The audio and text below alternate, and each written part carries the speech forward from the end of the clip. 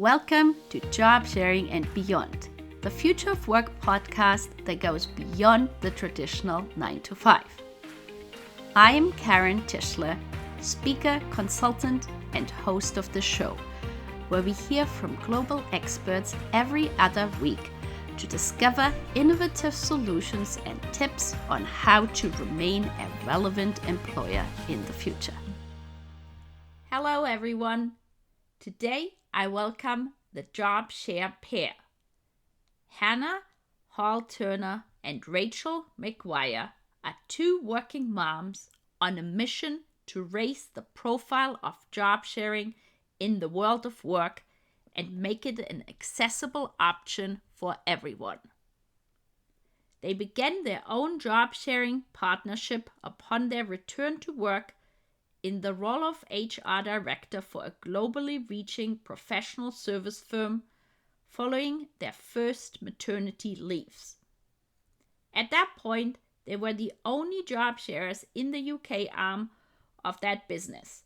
After making a success of their own job share and realizing both how underutilized job sharing is within the UK labour market and what a missed opportunity this represented for so many businesses, they initially set up their Instagram account to network with other job sharers, share best practice, and highlight great job sharing case studies. This was the first step towards launching what is now their innovative and successful coaching and consulting business, the Job Share Pair Ltd. Fueled by their passion to normalize job sharing as a way of working and utilizing their 25 years combined experience in HR, with over half of these in board-level leadership positions, they focus on helping others reach their full potential at work without compromising family life or free time. They demystify the methodology of job sharing to organizations, providing them with all the tools needed to make it work, as well as providing bespoke coaching services for job share partners, their managers, and their teams to maximize the effectiveness of their unique partnership and provide the best opportunity for seamless working success. They are huge advocates of flexible working with a particular focus on job sharing and the impact that a positive work-life balance blend can have on individuals, organizations, and communities. Welcome to the show, Rachel and Hannah. Hi, thanks for having us. Thank you, Karen. Thank you so much for coming. I've been following you for so long, and it's so nice to quote unquote see you while it is over Zoom. It still feels very much, like you're next door.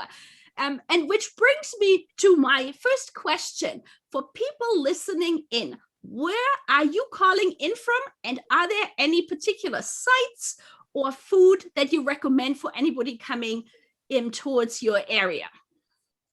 Yeah, so it's Hannah here, so you get to know our voices. I'm calling in from Kent, which you might know is known as the Garden of England. And I live about a 5-minute drive from the biggest lavender farm in the UK. So if you were to drive near my house in July in the UK, you would see the most beautiful fields of purple. You would have the most amazing smell. Your baby would probably go to sleep as you walk past. And it's absolutely stunning. I think in terms of food, I'm not really sure locally, but originally I'm from South Wales.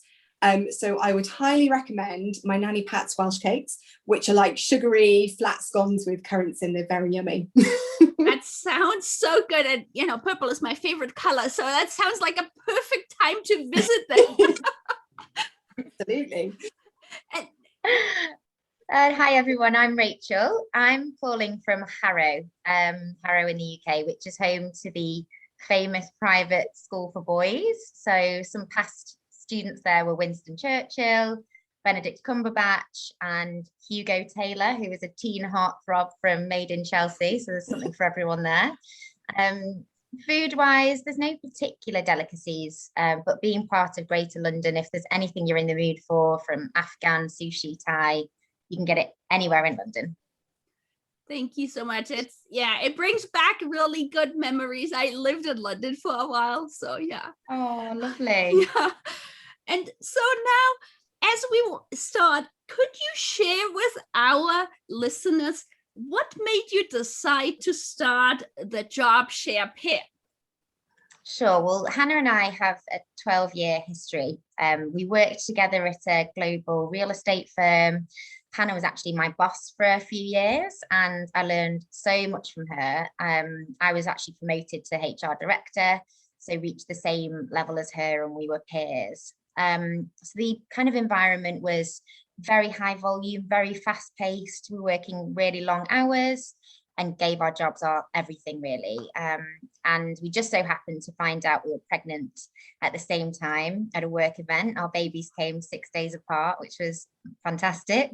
And when we found out we were pregnant, we jokingly said to each other, you know, wouldn't it be fantastic if we could come back as a job share? So we built a business case when we were on maternity leave. We pitched it to our boss, who was really receptive. And from there, our partnership was really an evolution. We set up our Instagram profile, firstly, just as a way to build awareness of job sharing. And we really wanted to build a community with other job sharers, given that it's such a rarity. So with COVID changing the flexible working landscape, we thought, okay, we've been in our business for 11 years. Shall we take the plunge and really build on this passion project that means so much to us? So just this year, 2021, we set up our own coaching and consulting business all around job sharing and job sharing alone. So for us, our USP really is that we have 25 years in corporate HR, and we really want to support people, giving them all the tools that they need to make job sharing a huge success. Wow. That sounds just awesome. And you know, maybe Hannah, you could share, how did you first hear about job sharing? That's what I'm always really curious about, because here, very few people would ever know about it. Yeah, I agree. And that is actually a really, really difficult question, because I think people have heard of it as some concept of a degree. And it is like job sharing is basically what it says on the tin. So it's quite an easy concept to kind of understand, isn't it? But so few people actually know anyone who does it or understands the intricacies of it. And I guess, as Rachel said, we've worked in HR for quite a long time. And so when we were studying for our HR certificates or masters, you kind of hear through it that way. So we've always had the benefit of understanding a little bit more about flexible working and different ways of working because of our background. But if I wasn't in that, none of my friends job share. And actually, when I talk to them about my job share, they're really, really interested. And they're like, wow, isn't that a great idea? Why don't I know about it? And yeah, so luckily we were fortunate to know about it because of the career that we chose. That's really interesting. And I truly wonder if that is the case for, people around the world in HR, whether the certificates they have or the masters they study, whether it is included under the flexible, work part of that. And I honestly don't know the answer. Yeah. Yeah. So, and now when you've done job sharing now for a long time, what do you feel like surprised you the most about job sharing, like going from the theory to the actual practice of doing it? I think what surprised me the most is how much, like Hannah mentioned, how much interest there is around it, how much belief there is around it. We speak to so many people around our mission, and 9 times out of 10, people are on board. People want to know more about it.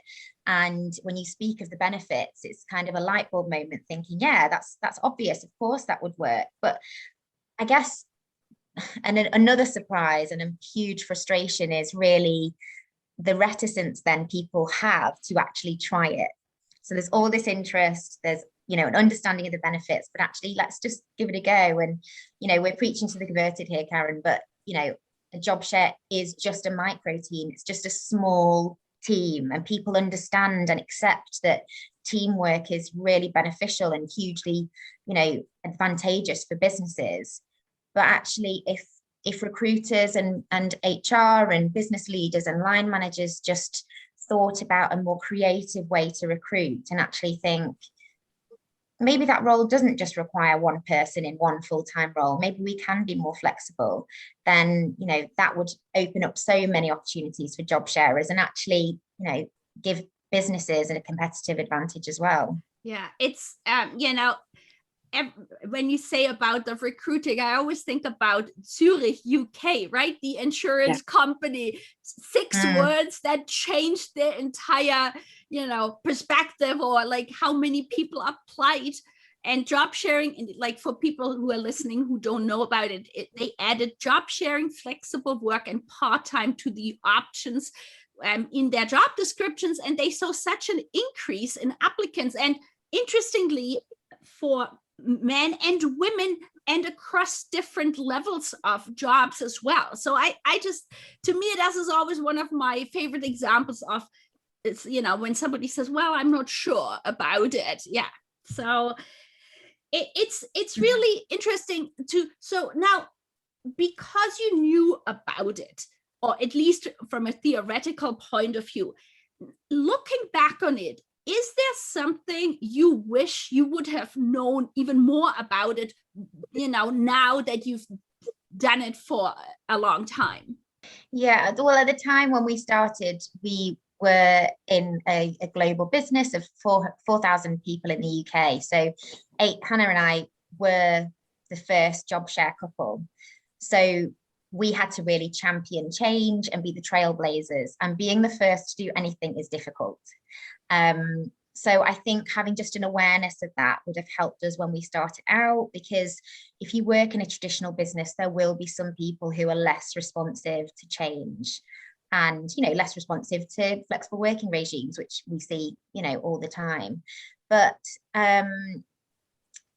I think that you just have more to prove in that scenario. So we took that on as a huge responsibility. We're really driven, really ambitious women who want to do really well. And we didn't want the fact that we had taken some time out of the workforce to impact us for the rest of our careers. So as senior women in the organisation, we really took it upon ourselves to speak about it a lot. And I kind of think of it like, it's as if you're the eldest child in a family, you're wanting to pave the way for your siblings to have an easier ride. And actually, that's what we really wanted to do.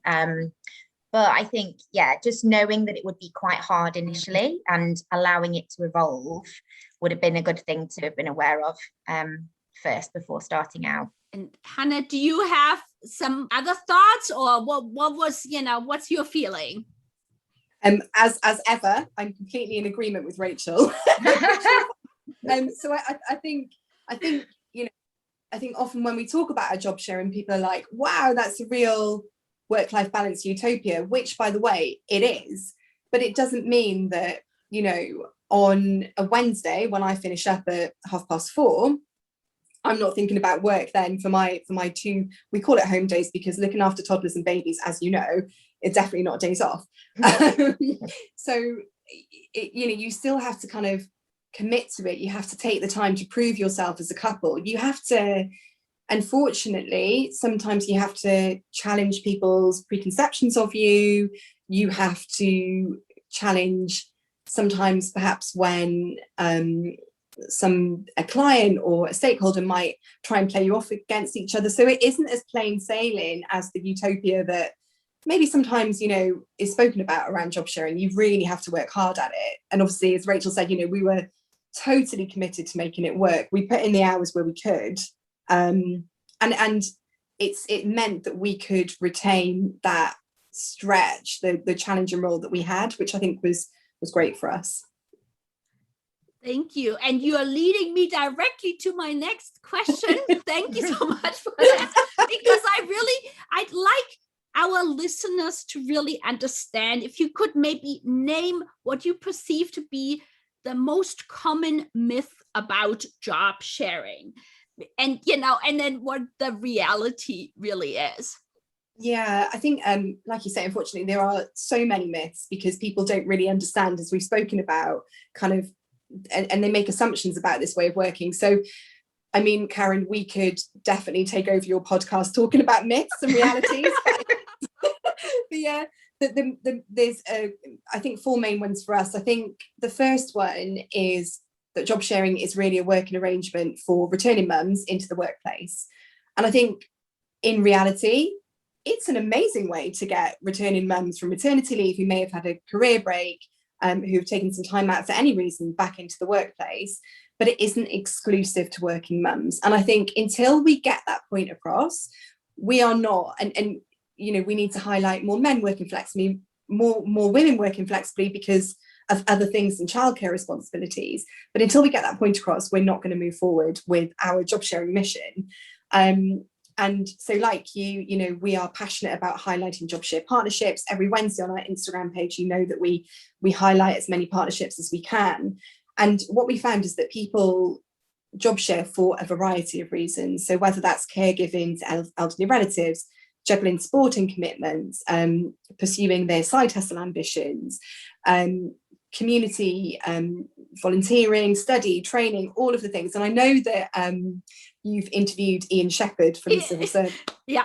And I read a quote from him, which I am obsessed with, because he said, he was asked about why he job shared. And he said, well, because I want to, you know, and then he went on to talk about, sometimes I watch television, sometimes I study, you know, I do what I want with that time away. And it's really helped me in my career because not only am I still in, as we've spoken about, still in a really challenging, pressured, you know, stretching role, but for my mental well-being and for my own personal development, I've got that time to kind of pursue that. So I love that.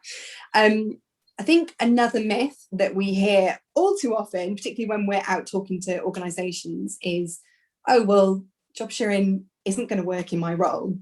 And our response to that is always, try us. Let's try it, because we really believe along, you know, and I know that you're the same, we believe that with the right partnership, with the right leadership, with the right culture, with the right kind of job design, job sharing really is going to, you know, be successful in most roles. And we've seen it in roles from teachers to engineers to political leaders to CEOs. You know, we've seen it in administrative roles, operational roles.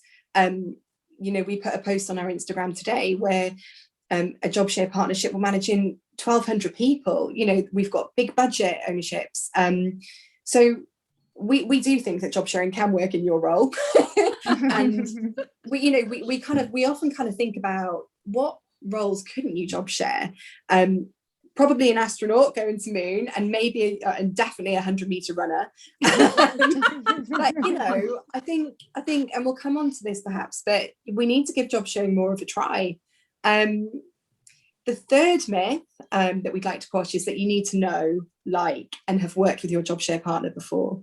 And you've probably spoken about the job. I know that you're aware of the job share project, but that reported that 54% of respondents who were job sharers knew each other before. So, you know, we're almost at a 50-50 split. And my experience, and I always feel quite weird talking about this in front of Rachel, but I've had 2 job share partners.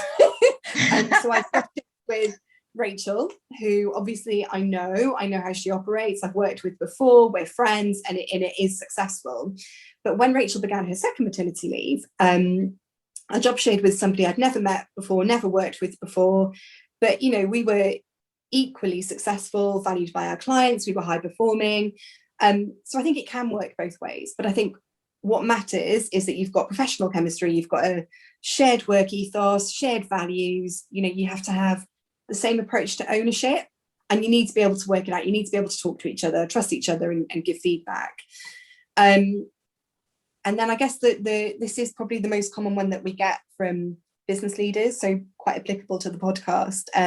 But the final myth that I guess we want to discuss is the crossover day and how it's an additional expense to their business. And whilst often with job share partners, there is one crossover day, so you've got 1.2 full-time equivalent. So that does mean additional kind of labour costs. But, you know, the absolute beauty, as you know, you'll know, of a job share is that you've got two trains of thought. You've got two people problem solving, you've got two people absolutely committed to your business. And again, as the research has shown, you've got 30% more productive employees, you've got the most engaged type of employee. So surely that 0.2 additional is completely outweighed by all the other benefits that job sharing can bring to your business. So, we really, really, really believe that job sharing can make commercial business sense.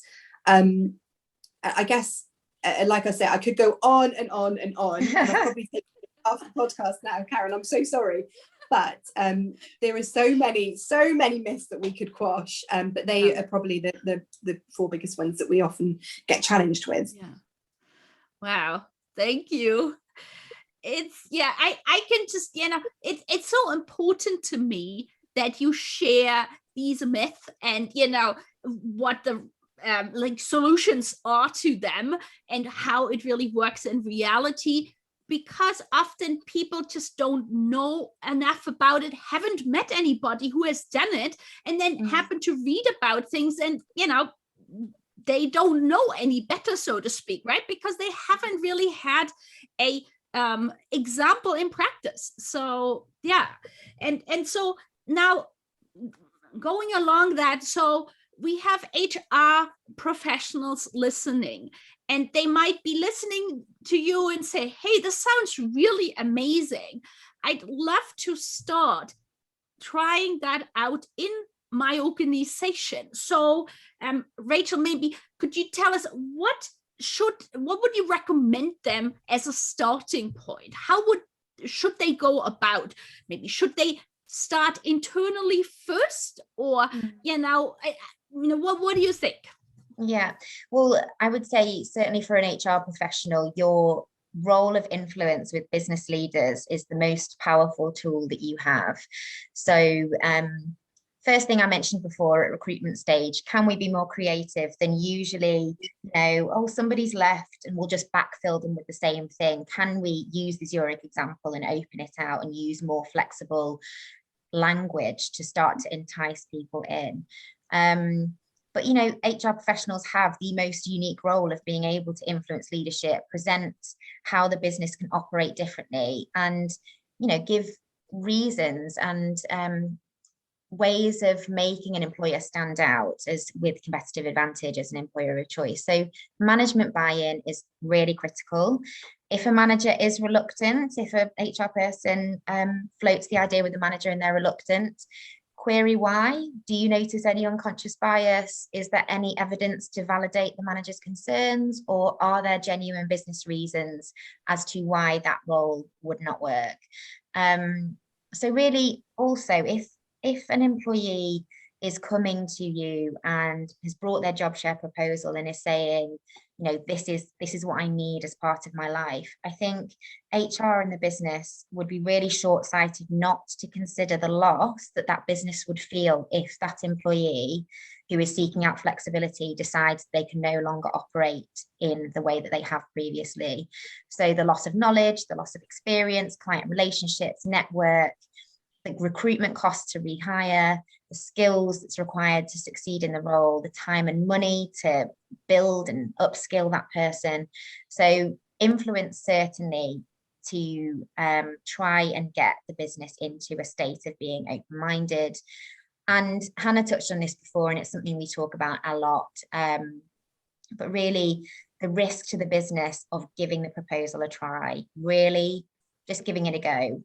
Flexible working regimes in the UK are certainly protected by trial periods, and I know that you have a global listening base, Karen, so I can't comment on everywhere, but the trial periods are so vital because they allow the company protection, but also the individual protection. If the individual starts to job share on a 3-day-a-week pattern but ends up working 5 days a week, that trial period has not worked, and it enables both parties to have a really open conversation. So I would say for an HR professional, really try and influence the business to give it a go, and getting to the point of approval at proposal stage is the first barrier to doing that. Thank you so much. I really hope that, for listeners thinking about starting, that is a great, starting point. And later we will share how people can contact you if they have questions and, further ideas and thoughts. And now you've done so much awareness raising about job sharing. And I really feel, I'm seeing more and more across the world, but it's still in many countries, it's still unheard of. I was on Clubhouse the other day and I was talking about job sharing, and I had people from multiple countries contact me. It's like, I'm a working mom, I've never heard of this.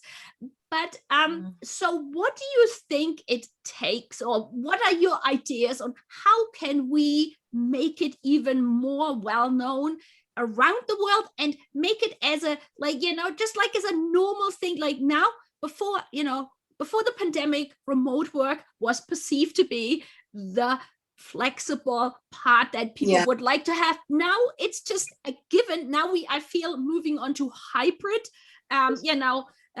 being half and half at work and at home. So so how can we make job sharing get to this point? Yeah, I mean, we are similar to you. We are absolutely obsessed with normalizing job sharing and spreading the word. That's all we want to do. I think there's probably three main things, but at the moment, particularly in the UK, job sharing is almost seen like a perk when, you kind of give a lot back in return for the flexibility. So there's kind of a perception around that. But I think three things. The first thing is we absolutely need storytellers. And globally, we need to see case studies of job shares that are making a difference globally on the economy, politically, socially, and that's probably quite an alien thing. I guess a great case study that we have and we've posted on is Hilary Cross and Linda Thomas, who are co-CEOs of Macmillan, which is a cancer support charity, and they've really they've done a lot around the charity in their job share, and they talk a lot when they're interviewed about how joint leadership has really helped them in that role. And equally, we have done an awful lot of networking with job sharers, and some of them are a bit afraid, I guess, to even say that they're job sharers because of traditional, archaic kind of management, leadership ways of working. So in terms of the storytellers, we need job sharers to be loud and proud about job sharing and about the benefits that it brings, as we've said, not only them, the organisation, the wider community. So that needs to change. I think secondly, we need more enablers. So we need high profile allies, such as people that come on your podcast and we need business leaders, community leaders. We need people with huge profiles to say, hey, haven't you tried this? Why haven't you tried this? This could solve an awful lot of your problems, whether it be, keeping people in the workforce, keeping skills in the workforce by job sharing, helping more women come back to support the economy, and often we found that those enablers that I've spoken about, who might work flexibly or might be job sharers themselves, really support people that work for them or people that they know to then job share also. So the Green Party in the UK is the political party in the UK. It's led by Sian Berry and Jonathan Bartley together, and out of their executive there are 17 roles, and 5 of those are job sharers. Wow. So where people are kind of leading it from the top, it inspires others and it creates an opportunity for others to work in that way. And I think finally, and we've spoken an awful lot about this already, but we need trailblazers. We need organizations that are willing to change the way that we work globally. And I think, you've mentioned Zurich, but I think post-COVID, we're hopefully going to see some companies embracing different ways of working, which you've already seen. But we need organizations just to give it a try. And then we need our job sharers to prove that it is the best way to work. Which, as we've spoken about, it starts at the recruitment attraction stage of the employee life cycle. But also we need to help organizations. So something that Rachel and I do is we help organizations by giving them the tools and everything they need to make job sharing a success. But also we need to help job sharers globally, to maximize their partnership. So what we love and what we found is that through job sharing, we've got an amazing sort of community of people, whether they be job sharers or allies, that are willing to share best practice, that want other job sharers to be as successful as they can be. So I think those three things, we are really calling out for that. And we really think those would make a difference. Now, one thing I've wondered is, have you ever seen any advertising where there is a job sharing couple being portrayed, and like, even from a definition point of view? Have you? I mean, I haven't, so I'm just curious, does that exist? Only in the Zurich case is the only one that I've seen where it's actively using the term job sharing. Right, but like, I don't know, like, for example, to me, when you look at dads and unpaid care work, right, I think often they are still portrayed in advertising as it's raining and they didn't bring whatever, the jacket or the umbrella, right?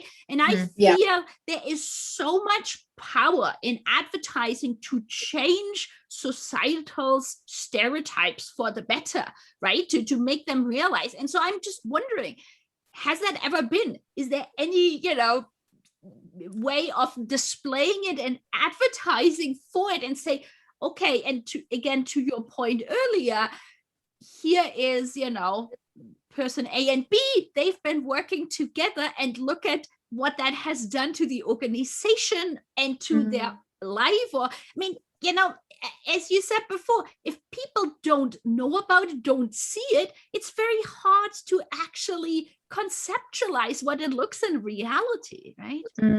Yeah. So I don't know if you know Will McDonald and Sam White, Karen, but yeah. And they, we met them as our first job share partnership, and we left such a fire in our belly, because obviously them being a male partnership in a really senior, high profile role in Aviva, Sam told us this fantastic change that Aviva had made around equalising the playing field. And actually, from an insurance point of view, they are a traditional business. So the reason why men wouldn't work flexibly is, twofold in terms of cultural aspects and also financial penalties. So the way that Aviva got around that was using Sam and Will as an example and role modeling them around the business, putting them on poster boards, making them available to have discussions with people, to encourage others.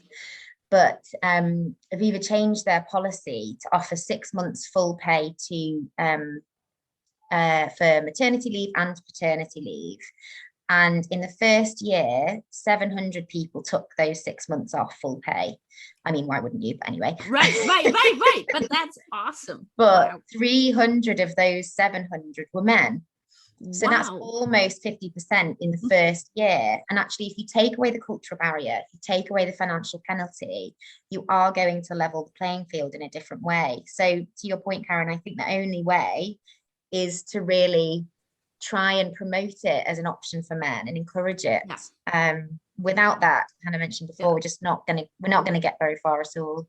Yeah. And it's I'm sure you heard yesterday the announcement by Volvo about the fact, right, that now you have to opt out, that automatically you, as like any gender, you are put onto parental leave for 24 weeks. And I just think it requires bold moves, and and I think often people or organizations don't realize, in a war of talent, what a difference that also makes. When I think it's went around the world, right? Everybody is talking about it. So exactly. If an organization feels strongly to, changing things, that's the best way, and they will get free publicity to the nth degree. Right. So why wouldn't they, right? Yeah. PR that Volvo are experiencing at the moment. Amazing. And I think it's the right way to go, because, as you know, I feel very strongly, often we talk a lot about how can we help women, instead of saying, no, it's not just looking at women. unless we have men doing flexible work and caregiving, nothing is going to change. It's going to just re-emphasize the mommy track, and then we are basically where we were before. So we have to have everybody together. And like the last few days, there have been a lot of events online, and I keep saying the same point, and I'm honestly sometimes surprised that people don't think about it, maybe. But then again, it goes right back to, we need to do more advertising or awareness raising to make more people realize that across the world. Yeah. So now the next question I have is regarding the new generations. And when I was doing your research, my research about you, I saw you had posted that over 60% of those who have left the workforce since February 2020 were under the age of 25. And so I'm wondering, what are you seeing? What are you thinking? How will also the desire of what millennials as well as Gen Z see as their goals and aims in working, and how will that impact job sharing and flexible work? Hugely. So that really depressing stat came from the Office for National Statistics in the UK last week, and it really highlighted to us that we definitely need to be supporting young people at the moment, but also hearing what they want from work, because those people, young people who are out of work now, they won't know the kind of 9-to-5 office job that I've known. They've been at home during the pandemic. They are about to go through what we hope is a huge change in terms of the way of working. And I don't know if you've seen it, but there was a study by Deloitte, I think back in 2014, that said that by 2025, globally, 75% of the workforce globally are going to be millennials. So organizations need to start thinking now about their desires, their needs. And we know, research has shown that millennials are focused on the experience of work, and Generation Z are more concerned with ethical, sustainable businesses. And so what that means is they want more from work. They don't want to work for these big corporations that do nothing for the community. They want to give something back, whether it's, and if that can be achieved through volunteering days or time off to pursue different interests or skills. I think quite simply, they are going to reject the traditional ways of working, which is music to our ears, obviously. But it's interesting.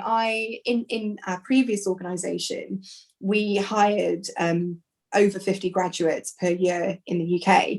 And for the last 5 years, I've been on a panel for part of their induction where they can ask any questions about anything, whether it's about their job, about the business, about their, about their careers. And it's been really interesting to see the last couple of years. Most of the questions have been around work-life balance, around sustainability, around working. And, obviously the last couple of years I've been a job sharer. So the interest that I've had around that has been phenomenal. So flexible working, work-life balance is definitely on their minds. But yet, they still all want to be directors by the time they're 30. So that's where job sharing comes in, right? Because you're still upskilling yourself. You're able to carry out big stretched roles through job sharing. But equally, we need to look at the increase of the millennials against an aging population. So, we also think, and we've got a question for you, Karen, but, we think, how great would it be to support this aging population out of the world of work and support an ease into retirement through job sharing, but to marry that with young people coming into the workforce who need to update themselves on, who need to upskill and get all of this really valuable knowledge. We are obsessed with the idea of intergenerational job sharing, but we haven't come across any yet. But, for an organisation, surely that would be amazing. Yeah, it's like, and from a research perspective in Germany, that is definitely something that is mentioned a lot. And I think it has a huge potential, because I feel often one of the biggest things is that somebody who is retiring, and often, they are on a more senior level, and they've got not just the knowledge, but they have life experience. How do you handle difficult conversation when you're a manager? How do you deal with a customer or client when there are things not going as well? So, and how do you recover from a mistake that might feel at a time devastating? All of these things would be so beneficial for somebody who is just starting off and doesn't have this. And you put them together, as you said, and then it might help somebody who is thinking of, retiring in maybe, let's say, 5 years or so, to then have more also knowledge on the technical side. So they are learning new skills, and these skills might also help them or benefit them further along, whether that is a new communication tool or whatever it might be. And the other thing I've been reading about is, as people are getting older, the retirement age, which was somewhat arbitrary anyway, it was basically set at some point when the life expectancy was much lower. It will likely lead that people are going to have to work much longer. And so then the question becomes really, do you stretch it more but have fewer working hours? And that was one interesting thing that Ian had said also in his interview questions, that he is well aware that by having a job sharing job now, that will likely require him to work longer in life, but in a way he is quote unquote taking some of the retirement early, if you want to say this, by having additional time to educate himself, to volunteer, to do these things. And to me that seems such a great approach, because to be honest, like the idea that some people have, I work whatever 80 hours for however many years and then I'm done and then I enjoy life, well, that is, who knows what truly were to happen.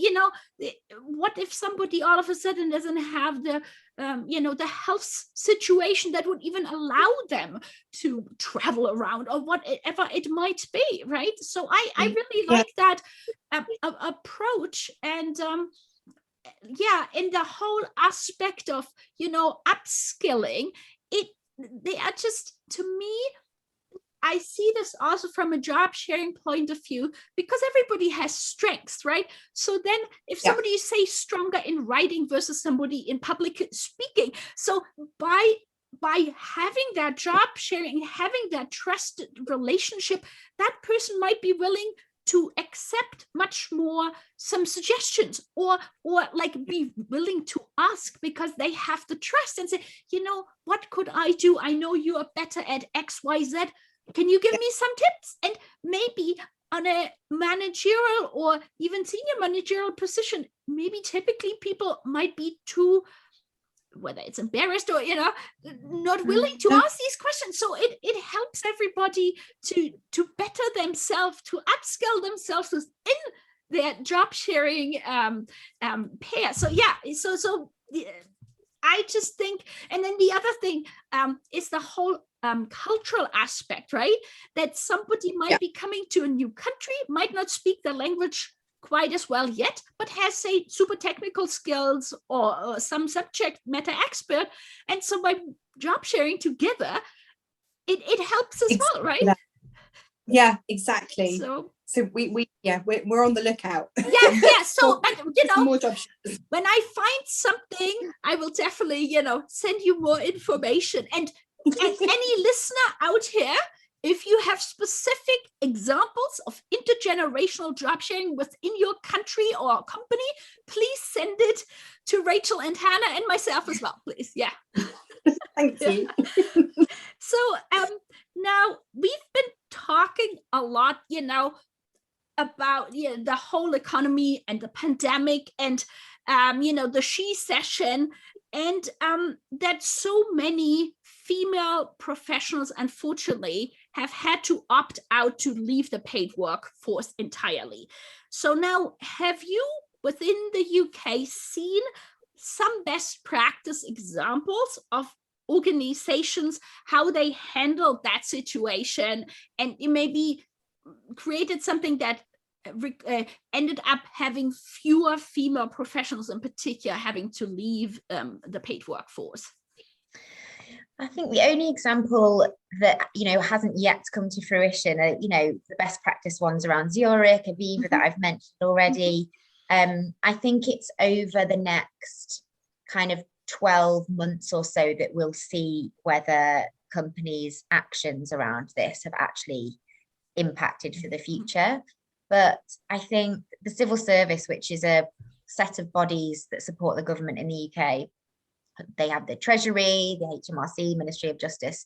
They are incredibly family friendly. And Hannah and I have done, I shouldn't say family friendly because, it could be for any reason that you'd want to job share. Right.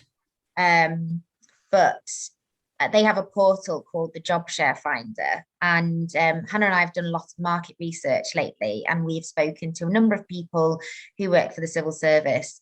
And all of them, bar none, have said that they will not leave the civil service while they are working mums, but while they have children of school age, because there is nowhere that they will get the flexibility without question. It's not even, people have flexibility for flexible contracts for various different reasons, and it's just the norm. So I think that, complete support and openness to flexible working is the only way to support people through this pandemic. We've been forced into this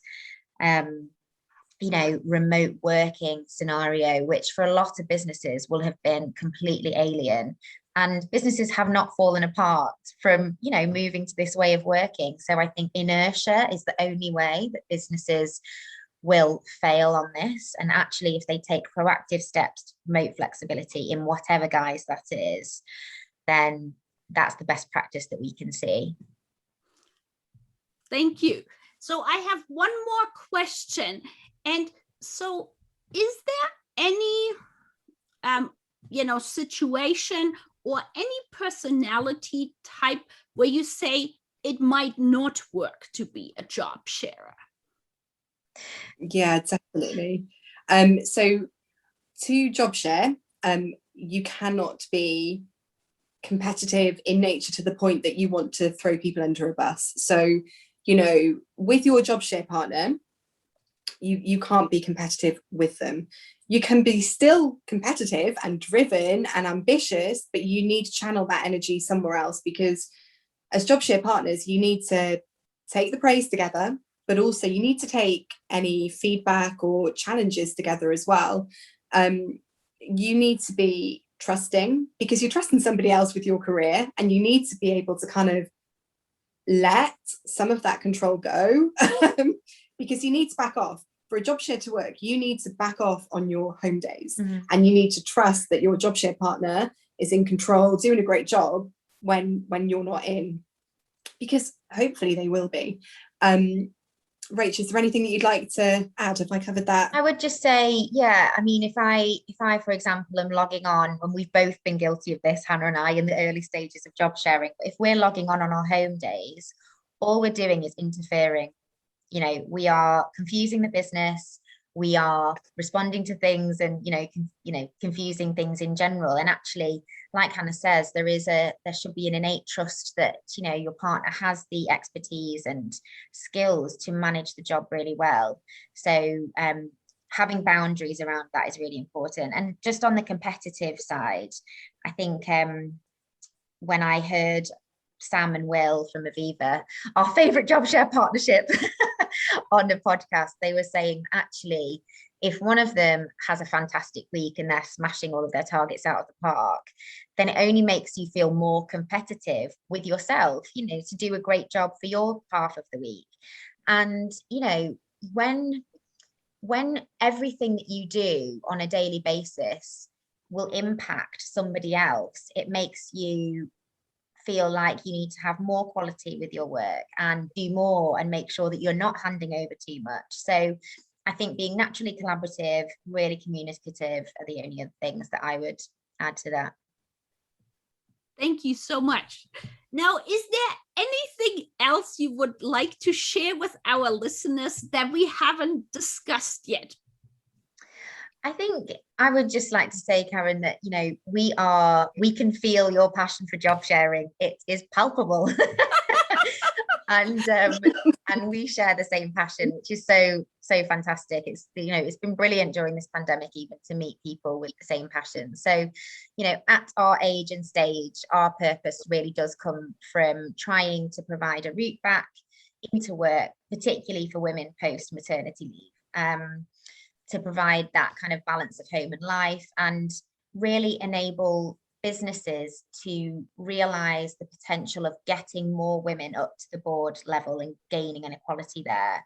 So that really gives us our fire, but our mission is to make job sharing accessible for everybody, regardless of their gender and circumstances.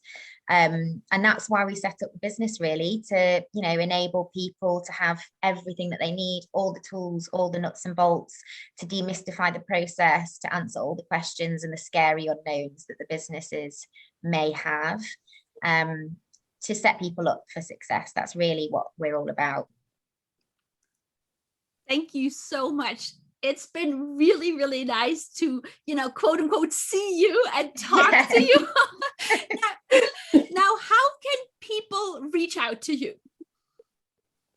So we are available on email. It's hello@thejobsharepair.com. The social media handle, as we said, is @thejobsharepair. So we're on Facebook, Instagram is probably our main platform. You can also find us on LinkedIn, so Rachel Maguire and Hannah Hall-Turner. And then we've got a website which has a bit more information about job sharing, about us, about our services, which is thejobsharepair.com. And that's got all the links to everything that I've just said as well. Thank you so much. It was such a pleasure talking with you too. Likewise, Thank Karen. you. Thank you. It was such an insightful conversation with Rachel and with Hannah. And I really loved when they were demystifying some of the things that people think about when they hear the word job sharing. And interestingly enough, since we recorded it, Association PTO, and with their website goforjobsharing.ch, has published a very recent video that talks and shares intercultural as well as intergenerational job sharing. So I will put the link to the video in the show notes. Also, Irenka Krone, the co-founder of Association PTO and her co-sharing, co-leading partner at CINF.ch, Nina Prochaska, were my inaugural guests here on the podcast Job Sharing and Beyond. And so I will also put the link to their podcast episode into the show notes. Thank you so much for listening to the show. We hope you gained valuable insights and new ideas. To keep listening to future episodes, please head over to iTunes or your favorite player and subscribe and give it a rating. We would very much appreciate a review and for you to share it on social media, so more people can start innovating in how they offer employment. Until the next time, goodbye!